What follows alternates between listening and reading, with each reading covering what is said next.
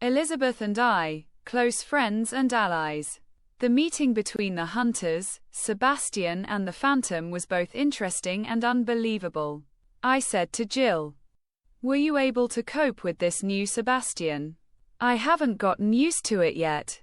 Although he has changed a lot and may not be human anymore. But as long as he can maintain his previous nature, I accept it. Thank you for saving Elisabeth and me and treating him. You gave him back to me? He was not worthy. What is the story of you and Elisabeth?" "I was running from the police. The meeting place was leaked. I didn't understand correctly whether Johnson sold us out, or someone else, or maybe we had an influence. Several officers were after me. I was running at full speed. I didn't have many bullets left. I had kept one bullet for myself. Since I couldn't stand prison, maybe it wouldn't work there and I would die during the escape. I turned into an alley. I heard the sound of a motorcycle behind me. I was ready to react. Maybe I could escape on it. She came up to me and said, 'Get in.' The police came into the alley. I jumped on the motorcycle. She quickly drove away from the scene. A bullet hit my leg, but we managed to escape. She entered an abandoned parking lot. After that, I limped towards an old sofa that was there. She took off her hat. Her face was familiar, but I couldn't remember where I had seen her. She came towards me and tore the leg of my pants with a knife. She gave me a thick cloth to put in my mouth. She started to remove the bullet from the back of my leg with a knife. The pain cut my heart. I grabbed the fabric of the sofa until the agony finally ended. I leaned my head against the sofa listlessly. A moment later, another shock hit me. She stuck the red-hot knife into the wound. I screamed. I pointed the gun at her in pain. The girl looked at me and said, "It's over. Calm down." She covered the wound with a cloth. I took the cloth out of my mouth and said, "Damn. I'm burned. I had to disinfect your wound. I had no other means. You're a good person. You got away from the police." I said, "I had no choice. I didn't want to go to jail. They'll kill me there. I'll keep a bullet for myself. I shouldn't have fallen into their hands alive. You really killed yourself. So I arrived in time. Did you find out who tipped you off?" "I'm not sure. Was it Johnson's work or an infiltrator? How did you know me and help me? I look familiar, but I don't remember anything. You saw me at Abraham Lincoln Square. I brought you a message, an invitation to cooperate and leave Johnson's group. But you said no. Now I remember. Have you been watching me since then?" "Why?"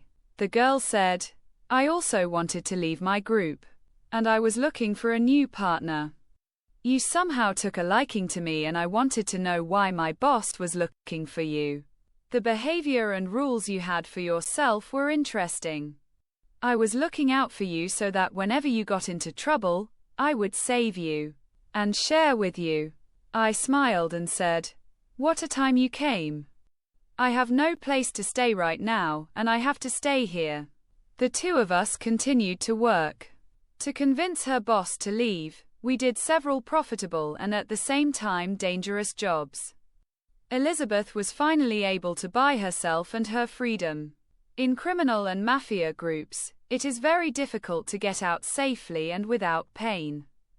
And usually a person can leave the group by dying or escaping and fighting, or by going to prison.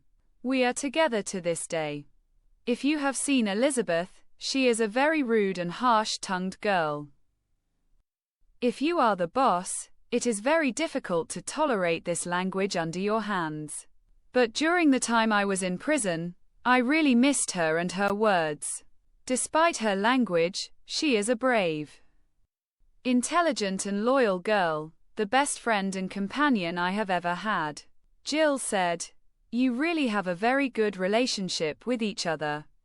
The feeling that you are the boss and Elisabeth works for you is unbearable. I think you and Sebastian are the same, And Joseph also feels that he is sensitive to you and maybe he loves you. But he can't tell you. From his behavior that day, after I asked you to stay for me, and that I read this feeling in his eyes and face. Jill smiled and said, "Do you think Joseph has feelings for me?" "I think he does.